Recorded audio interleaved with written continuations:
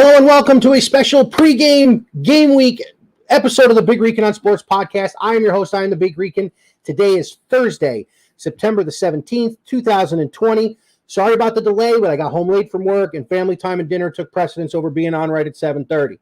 So I still got a few minutes before the Browns start, and then we got to talk about what came down just a day or two ago with Ohio State and the fact that Big Ten football is now back. So I got the Browns jersey on tonight. I know you can see it's last year's version, but it's double purpose because it's number 21, the Warden, Denzel Ward. Of course, Ward's story, Nordonia High School on the east side of Cleveland, down to Columbus to play at Ohio State, and then a number one draft pick for the Browns 2 years ago. Listen, let's start with last week, and let's start with that debacle. The Browns got smoked by the Baltimore Ravens. In Baltimore, a lot of things I took away. I didn't watch a lot of the games. I didn't get it here in upstate New York, but I did watch a lot of stuff on YouTube about it. So let's start with that there. The Browns came out and they did not play well. Baker didn't play well. Jarvis, Odell, nobody played well. I've talked to people I know, my buddy Nick, who has been very, very critical of Baker Mayfield. I am less so because I am actually thinking about this on a rational level as well as a fan level. So here's the rational level. The Cleveland Browns opened their 2020 season against a 14-2 team that got better on the defensive side of the football. They also got better on the offensive side of the football as Ohio State alum J.K. Dobbins scored 2 touchdowns in his first game and helped bury a Browns team that a year ago beat up on this team in Baltimore. Now, being fully transparent, they were horrible, but it wasn't just on Baker and the offense. Now, Baker did look bad. I'm not going to sugarcoat that. It's impossible to sugarcoat it. He missed some open throws. He missed some open guys. He's got to get better. I agree with that. Here's what I don't agree with. Burying this team after one game.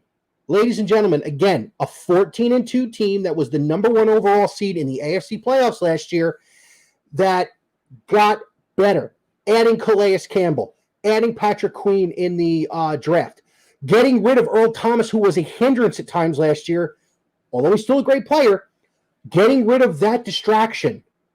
They got better on the defensive side of the ball. This is a team that is going to be a force to be reckoned with.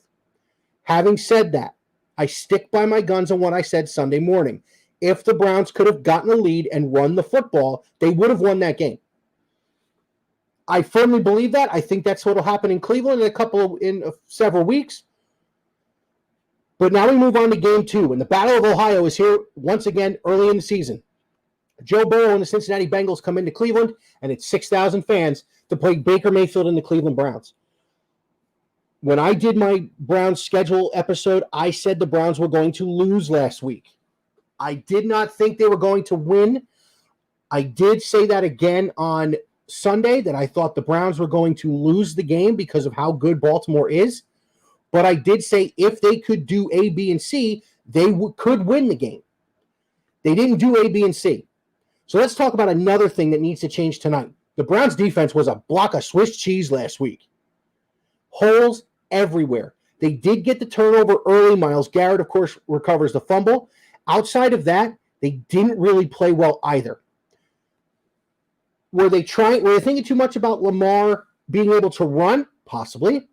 Were they thinking too much about playing contain? Also possible. I don't know. From what I watched, the Browns defense just looked off to me. Myles Garrett was held down pretty well in his first game back since bludgeoning Mason Rudolph with the helmet. So what needs to happen tonight? What needs to happen in Browns land for the Browns to win week 2 and get to 1-1 on the season? Well, 2 things. One, they have to make Joe Burrow uncomfortable. I know that's a pretty out there take, but Joe Burrow needs to be kept off his spot. He played really good last week and almost brought them back to win. And, of course, they missed on a kick, kind of like the Browns. They need to keep him off his spot. And then they need to get some consistency on the offensive side of the ball. They ran the ball well in the first half, and then they got way behind, and Baker had to throw the ball a bunch.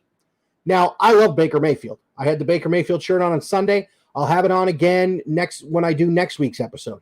Today I had to do Denzel because Ohio State's back. So having said that, here's where I feel the Browns can win this game. One, they have to play keep away. Keep Joe Burrow off the field. Hunt and Chubb are a phenomenally talented backfield that can keep teams off the field.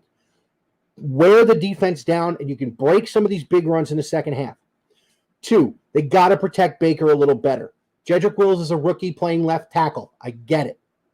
But your right tackle is not a rookie. They need to protect Baker. A lot of the times I saw Baker miss guys was when he was under duress. Is that an excuse for him? Absolutely not. Baker's got to play better. But it is a cause. And I promised you guys when I started this podcast over 2 years ago, I would deal in fact, not just opinion. Well, here's a fact. Every quarterback, when you get them off their spot and you hit them and you put them under duress, is not nearly as good as they are when they don't have that problem. So the Lions got to play a little better. They got to get the running game going. And I got all these people telling me Odell's a bust, Odell's this. First of all, you had a year of Odell who was hurt, still had over 1,000 yards receiving. It's 1 week, guys. It's a 16-game season. There is time to turn this around. I don't think there's too many crazy things they have to do to turn it around. They did one of them when they got rid of Austin Seibert, who couldn't hit the broadside of a barn with a kick. He was so bad last week, he couldn't hit water if he fell out of a boat. It's not good. The Browns' kicking issues have been exponentially hit every single year. You had in Baker's rookie year, the week 2 game in New Orleans. The Browns should have won that game. Kicker misses like 8 kicks. I know it wasn't 8, but they bring Seibert in, and his first field goal, he almost shanks it, and it spins back. You can't have that happen. Going into tonight, Cincinnati is it's an up-and-coming team. They are not someone to be really messed with. I think they can get going quicker than what people are thinking that they can do. I think they can get better quicker. But the Browns need to take advantage of a rookie quarterback. And that's what Joe Burrow is. He's older than Lamar Jackson, by the way. But they need to take advantage of the rookie quarterback. They need to play tight. They need to play tough, not tight. And they need to play fast. It is, as my buddy Nick is going to get on.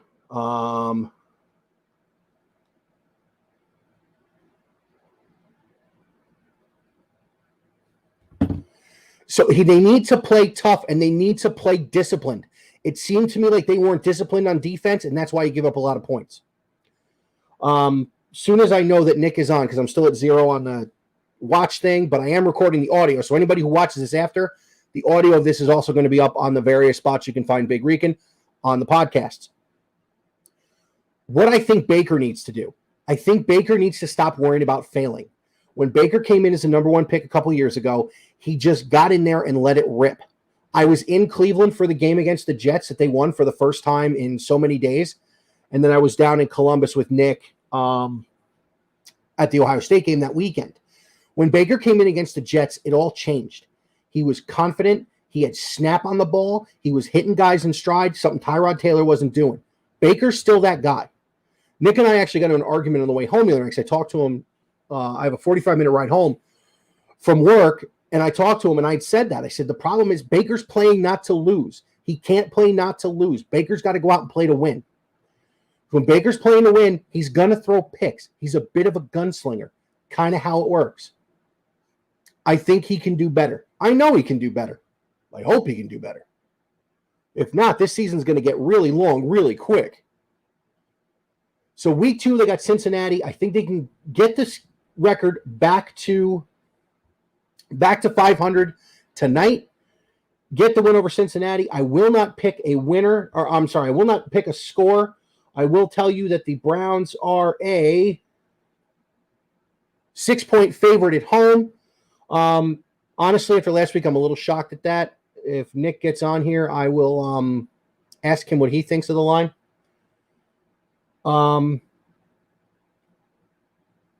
I think they're going to cover. I think the Browns will win by a touchdown. I think their offense will have a little bit more rhythm to it tonight. I think the Browns are also going to have a little bit better of a performance on defense because it can't get much worse, guys. It really can't. They were terrible in every phase of the game on Sunday, but that's going to happen. You're going to have a stinker every now and again. You're going to have games where you don't play well. Sorry, I'm adjusting the camera. So I got the Browns winning tonight. If I had to guess a score, which I'll end up doing anyway, 24-17 Browns. The 6,000 fans in Cleveland will be overly happy, and we'll get to 1-1 going into week 3, which I will detail next week. In all seriousness, Browns next week will play host to the Washington Redskins and Dwayne Haskins, the former Ohio State quarterback. So speaking of segues, we finally have an answer. The Buckeyes will play, and starting the weekend of October 24th, Big Ten football is back.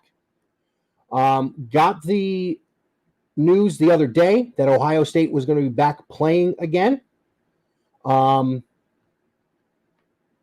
going to be an 8-game season with a 1-game crossover game at the end of the year where you play a team from the other division. Couple of good things happened today, too. Wyatt Davis, the All-American lineman, and Sean Wade, the All-American corner, both have decided to opt back into the season and will play starting week 1 with Ohio State. The way the Big Ten season shakes out, it ends one day before the committee pulls the playoff teams. Now the Bucs got a chance at a national title and taking care of the business they started last year. Justin Fields, in my opinion, the odds-on favorite to win the Heisman. I don't have a schedule yet. Let me see if I can look it up if it's online. For all those who care, the Mets are losing 5-3 after a 3-0 lead at the bottom of the first inning.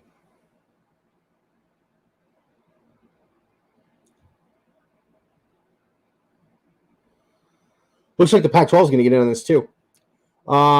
Nick, is that you? Write a comment.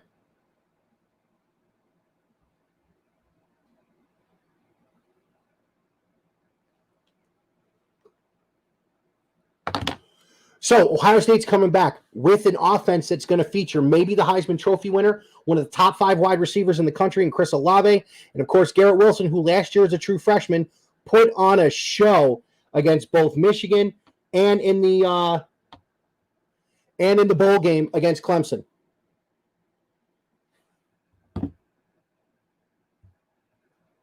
So I'm asking, Nick is texting me as I'm doing this, so I'm going to ask him to ask me questions about the Browns. So going to start the weekend of October 23rd, 24th. It's going to be just really in division except for that one game.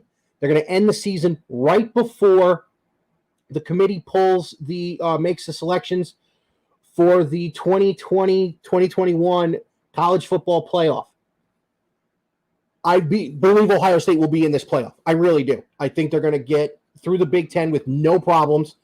As you see, Michigan's quarterback Dylan McCaffrey has decided to opt out of the season and enter the transfer portal, and he's gone. Their defense took big hits in the offseason with guys leaving. Ohio State they lost Chase Young, they lost J.K. Dobbins, you lost Jeff Okudah. Sean Wade steps in. Barrett Browning's still there. Wyatt Davis is back. You have the offensive weapons, including the transfer from Oklahoma. And I don't remember his name, and that's bad on me. I should have looked it up. The transfer from Oklahoma is going to play running back with Master Teague, who was the bowling ball to J.K. Dobbins' breakout back. I am interested to see how this season plays out with no fans and all the extra stuff they're doing, all the extra testing, all the extra, not quarantining, but basically cordoning off everybody. So it's going to be interesting. So here's how the rest of this week's going to play out here on Big Reek. And on Sunday, I'm going to bring you a last week of the baseball season preview where I think the Mets can go. And right now, the only place they're going is driving me crazy.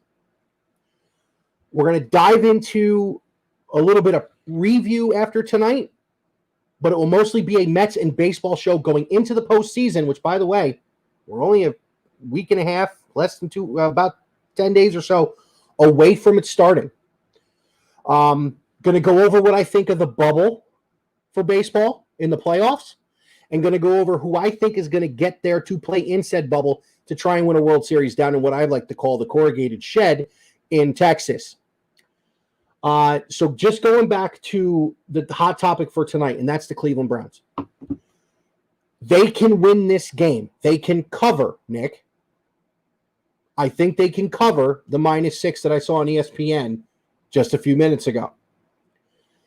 But again, my keys to the game tonight, number one, they have to play better defense. I understand that Baker and Odell and Jarvis and Chubb and Hunt and Austin Hooper and Harrison Bryant and Njoku's out. And you still have Hollywood, and the offense is filled with weapons. I get it. But if they can't play defense, it doesn't matter what the offense does. If you can't stop the other team and you get into a shootout, unfortunately, with a quarterback who is prone to throwing interceptions, you don't win shootouts unless you're in the Big 12. Where'd Baker go to school? But I'm also going to tell Browns fans out there, and especially the ones I know that are actually going to listen to this and watch at some point in time, pump the brakes, guys. Nick and I told you when we were at Ohio State a couple years, don't put the statue of Baker Mayfield up yet. And I'm going to tell you tonight, on September the 17th, 2020, don't bury him yet. Let's go over facts. 3rd year in the league, 4th head coach, 4th offensive coordinator. Those are 4s. Not everybody can do this thing. The one thing I saw on Twitter today, and I retweeted it because I wanted to talk about it tonight. Somebody compared the first 3 years of Ben Roethlisberger's career to the first 3 years of Baker Mayfield's. So let me get into my Twitter feed here. Ben Roethlisberger versus Baker Mayfield, both 3 years into the NFL. Ben had 52 touchdowns with 43 picks, and he played 15 more games because Ben started from the get-go for the Steelers. Baker's thrown 50 touchdowns and 36 picks in his 2 seasons as a start, less than 2 full seasons as a starter. So you ask yourself, what's the difference between Ben and Baker? Well, there's a couple. One, Baker doesn't have a name I make fun of. Nick, if you're still on, what we called him the other night. Number 2, Ben Roethlisberger has played his entire career for one head coach. One. We are hammering Baker Mayfield, 4 coaches, 4 coordinators. And I know Freddie Kitchens went from coordinator to head coach. Disaster. Disaster. I'm going to be on Twitter tonight talking about the game as well. They start in just a couple of minutes. And again, I apologize for getting on 15 minutes late, but like I said, I got home late from work. Family time comes before podcast time. So again, just to reiterate, Sunday, I will be putting up an episode on both the Big Rican YouTube channel and on all the podcast spots. I'm going to discuss what I think is going to happen for the last week of the baseball season, and I'm going to get into where I think the Mets are going to go now that they have the new owner. I'm going to give my opinion on Steve Cohen, and I'm going to give my opinion on the 2020 season. Quick history note. It was 34 years ago tonight that the New York Mets won the 1986 National League Eastern Division when Dwight Gooden went the distance against the Chicago Cubs and set off a party at Shea Stadium that destroyed it. There are people who still have pieces of grass from Shea from September 17th, 1986 still sitting there. As always, Big Rican can be found here on YouTube. I'll upload a video once a week. Hit the bell and subscribe so you can hear all the new content I come up with here. Also, on the podcast side, we can be found on Anchor, Breaker, Spotify, Google Podcast, and Radio Public. Big Rican on Sports on Twitter. At Big Rican on Sport on Twitter. Big Rican on Sports on Facebook. And Big Rican on Sports on Instagram. Go Dogs. Get this win this week and move on to play Washington against a quarterback who is not mobile, who needs to be on his spot. Tonight starts the run. Browns are going to win a few in a row and make everybody forget about last week. I don't know how many people actually forget about last week, but I think they can do it. So have a great night, everybody. Enjoy the football, and we'll see you over the weekend. Take care, guys.